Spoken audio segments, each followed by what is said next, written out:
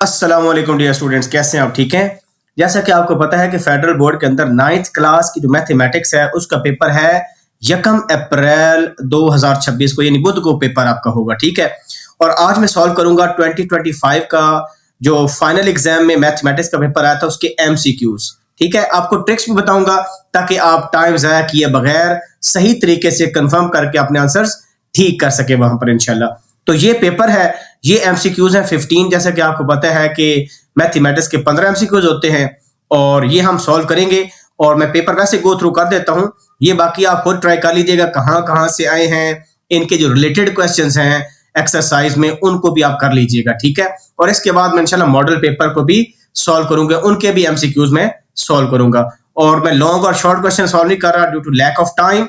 और ये जो ओल्ड पेपर है इसके MCQs भी मैं इंशाल्लाह सॉल्व करूंगा। ठीक है, और ये पेपर है, आप देख सकते हैं ये सब्जेक्टिव पार्ट है, इसको आप खुद ट्राई कर लीजिएगा। तो अभी हम स्टार्ट करते हैं MCQs, और ये आपने लाजमी देखने हैं क्योंकि ना मैं काफी ट्रिक्स बताने वाला हूं इस वीडियो के अंदर जो कि आपको इंशाल्लाह काफी ज्यादा हेल्प करेगी आपके फाइनल एग्जाम में। So let's begin. ठीक है, सबसे पहले हम ये करते हैं कि स्टार्ट करते हैं MCQ नंबर 1। अब MCQ नंबर 1 में देखें, which of the following is equal to x की पावर 2/3 होल की पावर 9 है। ये बहुत सिंपल क्वेश्चन है। इसको अगर आप देखें तो अगर एक्सपोनेंट का एक्सपोनेंट होगा तो आपस में मल्टीप्लाई हो जाएंगे। कहने का क्या मतलब है कि ये x की पावर 2/3 है ना, और इस पूरे की पावर 9 है, तो इस पावर को आप इस पावर से क्या कर दें, मल्टीप्लाई कर दें, यानी ऐसे कर दें आप, यानी बेसिकली ऐसे कर दें आप। ठीक है, सो 3 3s आर क्या आ जाएगा 9, और अब ये 2 और 3 आपस में क्या हो रहा है, मल्टीप्लाई। 2 3s आर कितने होते हैं 6, तो x की पावर 6 आपका क्या आ जाएगा आंसर। कहां लिखा हुआ है, यहां पर लिखा हुआ है। So B is our right answer. इतना सिंपल है। तो पावर की पावर हमेशा पावर्स आपस में क्या होती है, मल्टीप्लाई होती हैं। ये रूल यहां पर अप्लाई होता है। अब हम करते हैं MCQ नंबर 2। ये जो नंबर लिखा हुआ है ना, इसको स्टैंडर्ड फॉर्म में कन्वर्ट करना है। मैं आपको ट्रिक बताता हूं जिसमें किसी भी साइंटिफिक नंबर को आप स्टैंडर्ड फॉर्म में कन्वर्ट कर सकते हैं और स्टैंडर्ड फॉर्म को साइंटिफिक नोटेशन के अंदर कर सकते हैं। लेकिन इसके लिए आपके पास कैलकुलेटर होना चाहिए। कौन सा, ये वाला कैलकुलेटर जो कि FX991ES प्लस है। एक ब्लैक कलर का कैलकुलेटर आता है, EX होता है उसके साथ लिखा होता है, वो भी बहुत बेस्ट है, वो भी आप यूज कर सकते हैं। ठीक है, अब इसका तरीका क्या है, इसका तरीका यह है कि सबसे पहले आपने ये डेसिमल होना चाहिए, यहां पर डेसिमल कहता हूं डिग्री होना चाहिए, यानी स्टैंडर्ड फॉर्म में कैलकुलेटर आपका होना चाहिए। आपने करना क्या है, बस इसको लिखना है इसी तरह 5.67, और एक्सपोनेंशियल के लिए है जो क्रॉस और 10 की पावर x ये लिखा हुआ है, और 4 लिख देना है और इक्वल प्रेस करना है। लो जी, आपका आंसर आ गया। इतना करना है आपने। ये जो स्टैंडर्ड फॉर्म है इसको ऑर्डिनरी फॉर्म भी कहते हैं। तो आपका आंसर क्या आ गया, 56700, यानी ऑप्शन जो है वो डी बनते हैं। तो देखिए सी में 3 0 है, जल्दबाजी करके सर्कल फिल नहीं करना क्योंकि वहां पर सर्कल्स होंगे, वो आपको फिल करने पड़ेंगे। 2 0 है, so D is our right answer. लेकिन अब ऐसा भी हो सकता है कि नंबर स्टैंडर्ड फॉर्म में गिवन हो और आपको और आपका MCQ आ जाए, उसको कन्वर्ट करें इसमें साइंटिफिक नोटेशन के अंदर। वो क्या कैसे करेंगे आप देखें, ये हमारे पास नंबर है स्टैंडर्ड फॉर्म के अंदर, हमने किस में जाना है, हमने जाना है साइंटिफिक नोटेशन के अंदर, और वहां पर इस तरह के ऑप्शन लिखे होंगे। ठीक है, अब आपने करना क्या है, शिफ्ट प्रेस करना है और ये मोड में जाना है। ठीक है, जब इसमें जाएंगे तो देखिए 7 लिखा है, साइंटिफिक 7 पर क्लिक करना है। तो कितने डिजिट्स टोटल चाहते हैं, तो यहां पर देखें क्रॉस से पहले कितने डिजिट्स हैं 3, तो 3 पर क्लिक कर दें तो आपका आंसर क्या आ जाएगा 5.67 देखिए मैच कर गया। तो अगर स्टैंडर्ड फॉर्म में है आप साइंटिफिक में कन्वर्ट कर सकते हैं, साइंटिफिक में है स्टैंडर्ड फॉर्म, लेकिन कैलकुलेटर इसकी बजाय कि आप इसको मैनुअली करें उसमें मिस्टेक के चांसेस हैं। तो मिस्टेक्स के अवॉइड करने के लिए जस्ट यूज कैलकुलेटर। अब नेक्स्ट क्वेश्चन है, what is the domain of the relation. ये एक रिलेशनशिप गिवन है। डोमेन होता है कि हर ऑर्डर्ड पेयर का पहला एलिमेंट अगर रिपीट हो रहा है तो हम रिपीट नहीं करते, इसमें कोई रेपिटेशन नहीं है। देखें पहला एलिमेंट क्या है इस ऑर्डर पेयर का 1, इसका क्या नेक्स्ट 2, इसका क्या है 3, तो 1 2 3 क्या आ जाएगा आंसर। तो देखें 1 2 3 यहां पर लिखा हुआ है, option A is our right answer. ये नहीं है, और रेपिटेशन अगर हो भी रही हो ना तो हमने जब डोमेन लिखते हैं तो उसमें रिपीट हम नहीं करते। ठीक है, ये बहुत इंपॉर्टेंट है। अब इसके बाद नेक्स्ट क्वेश्चन है कि HCF highest common factor of this and this. भाई हाईएस्ट कॉमन फैक्टर वो होता है, एक ऐसा नंबर होता है जो इन दोनों को डिवाइड करेगा। एक ऐसा फैक्टर होगा जो इसको भी डिवाइड करेगा और इसको भी डिवाइड करेगा। और इसका आसान तरीका होता है कि कॉमन ले ले दोनों में से, कि दोनों में कॉमन क्या आ रहा है। तो देखें 3x² और 6x³ में कॉमन क्या आ रहा है। अब ऑप्शन भी चेक कर सकते हैं, वैसे सिंपलीफाई कर सकते हैं। 3 और 6 में कॉमन क्या आ रहा है, 3। सो 3 आंसर आना चाहिए, 6 कॉमन तो नहीं है ना, क्योंकि 3 और 6 का अगर आप कॉमन निकालें तो 3 कॉमन आता है ना, 3। तो यहाँ पर 1 रह जाएगा, यहाँ पर 2 रह जाएगा। समझ आ गया। तो इसका मतलब 6 वाले आंसर वैसे गलत, ये गलत हो जाएगा। और x² और x³ में क्या चीज कॉमन है, ये कम पावर है। ये 2 जो है ये इसके अंदर आ रही है, क्योंकि x³ क्या होता है, x into x into x. तो देखें इसमें x² ऑलरेडी आ रहा है, इसको लिख सकते हैं x² इंटू एक्स। तो इसका मतलब क्या हुआ कि 3x² हमारा क्या आ गया, HCF आ गया। क्या आ गया जी, 3x², क्योंकि 3x² को भी डिवाइड कर रहा है और 3x² इसको भी डिवाइड कर रहा है। कैसे कर रहा है, ये 6x³ है, ये 3x² है, डिवाइड कर रहा है कि नहीं कर रहा। 3 2s are 6, 2 आ जाएगा और x² x³ से कट जाएगा, यानी एक x पीछे बच जाएगा, 2x आंसर आ गया। यानी HCF ऐसा नंबर होता है जो सारे नंबर्स को क्या करता है, डिवाइड करता है। ठीक है जी, तो 3x² हमारा क्या आ गया आंसर। अब नेक्स्ट क्वेश्चन क्या है, the solution of the inequality of this. इसको बस सिंपलीफाई कर लें आप। सिंपलीफाई कैसे करेंगे, ये +3 इधर आके क्या हो जाएगा, -3। तो हम लिख सकते हैं x लेस देन 5 -3। 5 में से 3 निकालेंगे कितना आ जाएगा, 2। सो x लेस देन 2 क्या आ जाएगा आंसर। कौन सा ऑप्शन है, B is our right answer. कितना सिंपल हो गया। अब नेक्स्ट क्या करेंगे, इन क्वेश्चन को देखते हैं। Conversion of degrees into radiance and vice versa. भाई हम कैलकुलेटर यूज करेंगे और जिंदगी हो जाएगी आपकी आसान। तो कैलकुलेटर बहुत इंपॉर्टेंट है, आप माने ना माने।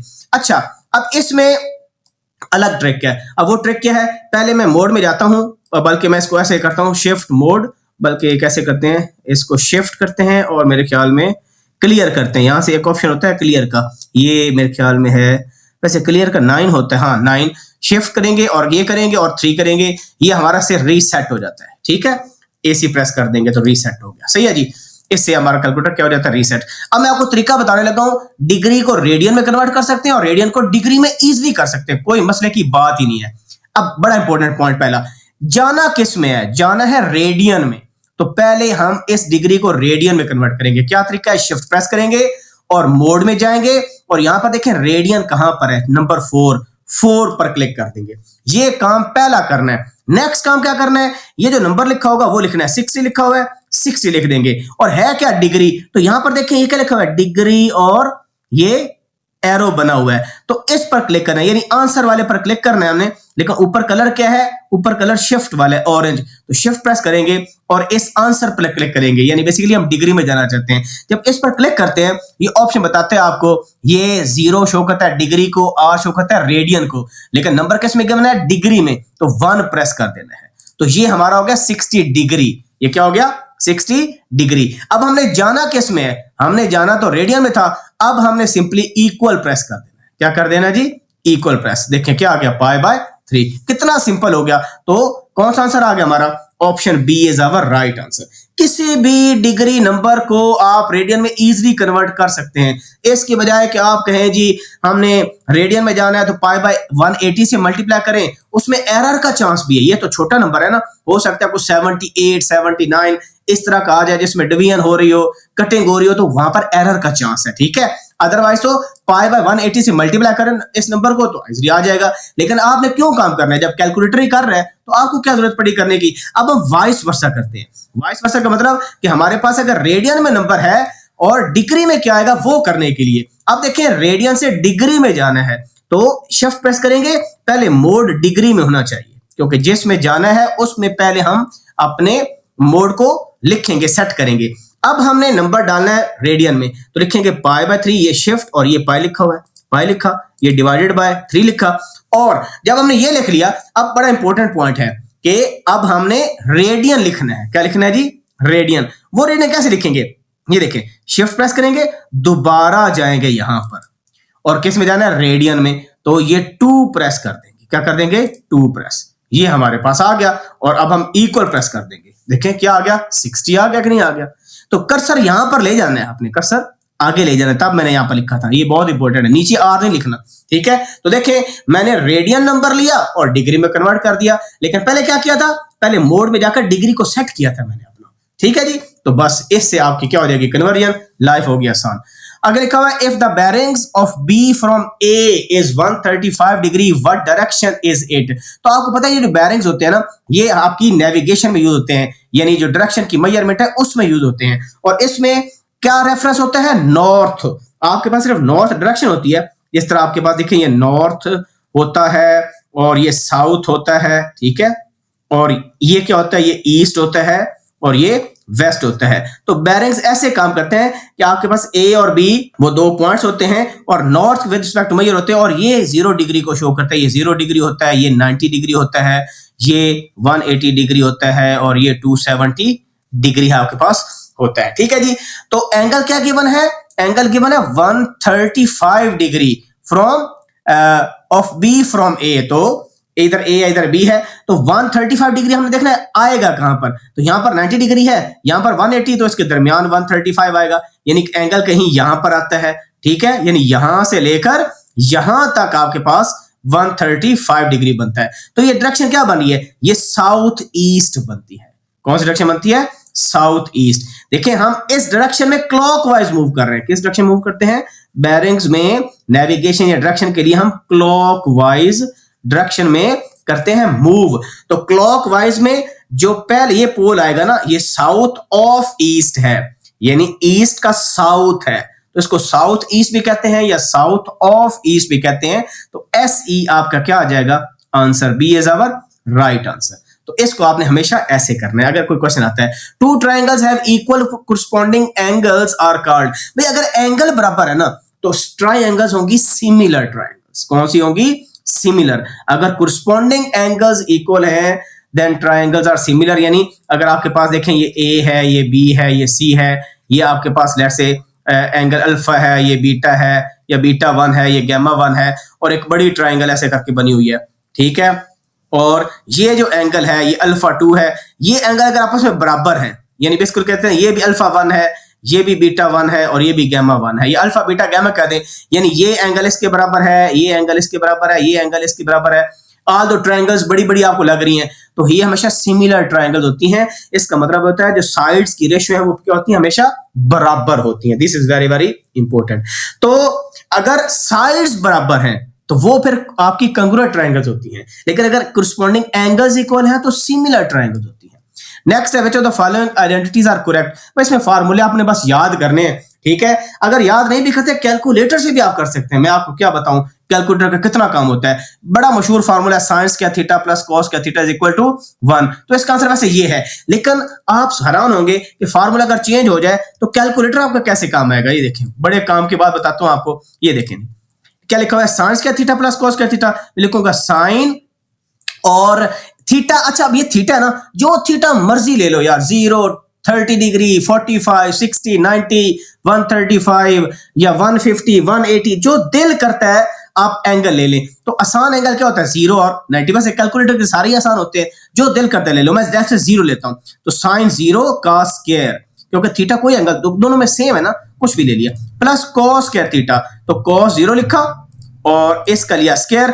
आंसर चेक करते हैं, आंसर 1 आ गया। तो देखें किस ऑप्शन में 1 1 आ रहा है, इस ऑप्शन में 1 आया, इसमें 2 है, ये वैसे गलत हो गया। तो ये आइडेंटिटी बिल्कुल परफेक्टली फाइन है। यहां पर जो मर्जी एंगल पुट कर ले यार, लेट से आप कहते हैं यार 0 नहीं ठीक, मैं 49 डाल देता हूं, चलो 49 डाल दे, ठीक है। जो मर्जी थीटा डालो, ठीक है, यहां पर भी 49 डालते हैं, ठीक है, और चेक करें 1 आ गया कि नहीं। तो ये आइडेंटिटी ट्रू है, तो इसका मतलब ये गलत है। इस तरह आप टेंस क्या थीटा सीकेंस क्या थीटा करेंगे, यहां पर सीकेंट तो नहीं है तो सीकेंट को लिखेंगे 1 ओवर कॉस। तो इस तरह कंफर्म आप कर सकते हैं, और ये ऑप्शन भी आपका क्या है, गलत है। तो कैलकुलेटर आपकी बड़ी हेल्प करने वाला है, ठीक है जी। एमसीक्यू नंबर 10 हमारे पास जो है ना, the point where altitudes of triangle meet. भाई जब आल्टीट्यूड्स मिलते हैं तो वो ऑर्थो सेंटर होता है, आल्टीट्यूड्स ऑर्थो सेंटर। तो इस तरह आप बेसिकली याद कर सकते हैं कि आल्टीट्यूड बेसिकली आपके परपेंडिकुलर्स होते हैं। तो जब एक ट्रायंगल के परपेंडिकुलर्स मीट करते हैं ना, तो उस पॉइंट पर जहां पर वो तीनों परपेंडिकुलर मीट करते हैं उसको ऑर्थो सेंटर कहते हैं। ये जो सेंट्रॉइड होता है ना, ये आपके जो मीडियंस जब इंटरसेक्ट करते हैं तो उसको कहते हैं। ये जब आपके एंगल बाइसेक्टर करते हैं इंटरसेक्ट, उसको इन सेंटर कहते हैं। और ये जो सरकम सेंटर होता है ये आपके परपेंडिकुलर बाइसेक्टर्स जब आपस में इंटरसेक्ट करते हैं तो उसको कहते हैं सरकम सेंटर। तो ये मैंने आपको बता दिया। नेक्स्ट है जी, each interior angle of regular octagon is equal to. तो रेगुलर कोई भी पॉलीगोन हो ना जिसमें आपकी 3 या 3 से ज्यादा साइड्स हैं तो उसमें इंटीरियर एंगल का फार्मूला बस आप याद रख लें कि इंटीरियर एंगल जो है आपका है, ठीक है, इंटीरियर आई से स्टार्ट होता है, interior angle is equal to होता है, उसका फार्मूला है n-2 multiply by 180 degree divided by क्या, n आता है। ये फार्मूला बस आप याद कर लें, आपकी लाइफ हो जाएगी आसान। अब n कितना है, ऑक्टागोन कहते हैं ऐसी फिगर जिसमें 8 साइड्स हो।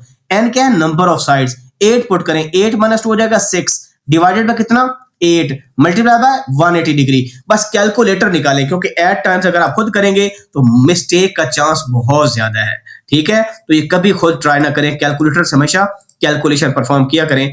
डिवाइडेड बाय 8 करें तो आंसर कितना आ जाएगा, 135 है, यस है। बाज़ औक़ात ना बच्चे बड़ी गलतियां करते हैं, उनसे कहा जाए 3 - 5 कितना होता है तो वो इसमें भी मिस्टेक करते हैं। ज्यादा कैलकुलेटर का यूज करना बेस्ट रहता है आपके लिए, तो मैं आपको रिकमेंड करता हूं। तो आपका आंसर क्या आ गया इसका, 135। ये फार्मूला याद कर लें किसी भी एन साइडेड रेगुलर पॉलीगॉन के लिए। रेगुलर पॉलीगॉन ये कहते हैं कि हर जो आपका एंगल होता है ना इंटीरियर वो बराबर होता है, ठीक है जी। अच्छा, अब नेक्स्ट क्या है आपके पास, the locus of points equidistance from two given points. यानी लोकस किसे कहते हैं कि ऐसे सेट ऑफ पॉइंट जो कि सर्टेन कंडीशन को होल्ड करते हो या उसको सेटिस्फाई करते हो। तो अगर 2 पॉइंट्स है ना, क्या है, 2 पॉइंट्स है तो उसको हम कहते हैं जी परपेंडिकुलर बाइसेक्टर। और परपेंडिकुलर बाइसेक्टर क्या होता है, लेट्स से आपके पास ये ए पॉइंट है या आपके पास बी पॉइंट है, तो वो कहता है कि इक्वी डिस्टेंस होना चाहिए दोनों पॉइंट से। तो इक्वी डिस्टेंस होगा तो एक तो मिड पॉइंट से गुजरेगा, किससे गुजरेगा, इसके सेंटर से, ए बी के सेंटर, उसको मिड पॉइंट कहते हैं। और दूसरा क्या होगा कि ये इस पर क्या होगा, परपेंडिकुलर भी होगा। यानी ये जो आपके पास कोई भी पॉइंट मैं लूं, मैं लेट से यहां पर लेता हूं पी पॉइंट, ये पी पॉइंट ए से और बी से क्या है, इक्वी डिस्टेंस पर है। देखें लोकस ऑफ पॉइंट्स, कोई भी पॉइंट ले, पी ले, यहां पर क्यू ले, यहां पर कोई पॉइंट ले, अगर ए और बी से इक्वल होगा वो तब भी हो सकता है कि वो इसके परपेंडिकुलर बाइसेक्टर पर लाई करे। और परपेंडिकुलर बाइसेक्टर वो लाइन होती है जो किसी भी गिवन लाइन को सेंटर से कट करती है, उसके मिड पॉइंट से, और उस पर परपेंडिकुलर भी होती है। अब यहां पर एक छोटा सा पॉइंट है, अगर यहां पर 2 पॉइंट्स की जगह 2 लाइंस आ जाता तो फिर वो क्या हो जाता, फिर वो एंगल बाइसेक्टर हो जाता। अगर इन 2 पॉइंट्स की जगह 2 ये पॉइंट्स की जगह बस लाइंस आ जाता ना तो फिर आंसर था एंगल बाइसेक्टर। 2 पॉइंट्स है तो परपेंडिकुलर बाइसेक्टर। ये एक्स्ट्रा चीज बता दी आपको। Median of these numbers are, भाई मीडियन का एक आसान तरीका है, सबसे पहले डाटा को अरेंज कर ले। तो चेक करें ऑलरेडी अरेंज्ड है असेंडिंग ऑर्डर के अंदर, ठीक है, 5 7 8 10। और चेक करें नंबर कितने हैं, नंबर ऑड है, तो ऑड का मतलब है 2 इधर से गए 2 इधर से गए, ये आपका क्या आ गया, आंसर आ गया। वैसे इसका डायरेक्ट तरीका भी होता है, 8 इसका आंसर बाय द वे आ गया। इसका डायरेक्ट तरीका होता है अगर नंबर डिफिकल्ट आपके पास हो तो देखें कितने नंबर है, एन की वैल्यू ऑड है और कितनी है 5, 1 2 3 4 5। तो मीडियन कैसे निकालेंगे, एन में 1 ऐड करेंगे, 2 से कर देंगे डिवाइड, तो करें 5 और 1 6 को 2 से करेंगे डिवाइड, कितना आ जाएगा, थर्ड। तो थर्ड नंबर आपका आंसर आ गया। थर्ड नंबर क्या है, 8। लेकिन डाटा पहले क्या होना चाहिए, सॉर्टेड। किस ऑर्डर में, असेंडिंग ऑर्डर में सॉर्टेड होना चाहिए।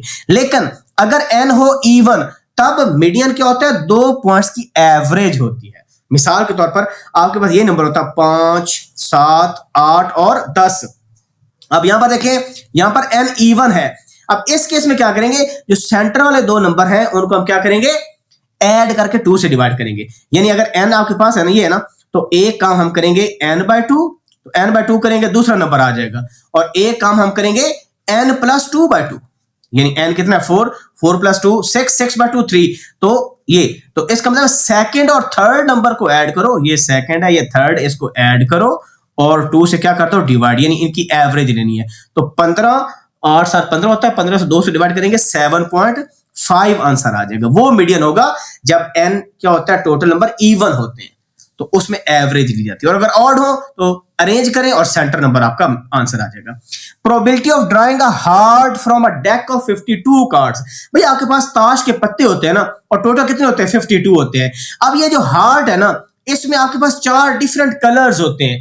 एक कलर होता है हार्ट, जिसको हम क्या कहते हैं, हम इसको पान कहते हैं पंजाबी में या उर्दू में। और एक होता है डायमंड, इसके भी ये अलग से एक कलर होता है, इसके 13, हर कलर के 13 पत्ते होते हैं। कितने कार्ड होते हैं? 13। पान के भी 13 होते हैं, और इसको हम कहते हैं इट या ईंट को भी कहते हैं, कोई इट कहता है इसको, ठीक है। और इसके अलावा क्लब होता है एक, ठीक है, क्लब को क्या कहते हैं? चिड़िया, ठीक है, इस तरह करके वो बनी होती है, उसका साइन होता है चिड़िया का, ब्लैक कलर होता है इसका। और एक होता है स्पेड्स, इंग्लिश में उसको स्पेड कहते हैं और उसको हुक्म कहते हैं, तो ये भी ब्लैक कलर होता है और ये भी ब्लैक कलर होता है, ठीक है। और ये दोनों रेड कलर में होते हैं, ये रेड कलर में होते हैं और ये ब्लैक कलर में। लेकिन हर जो ये चिड़िया है इसके भी 13 पत्ते होते हैं, हुक्म के भी 13 पत्ते होते हैं, डायमंड के, इट के और पान इसके भी 13 पत्ते होते हैं।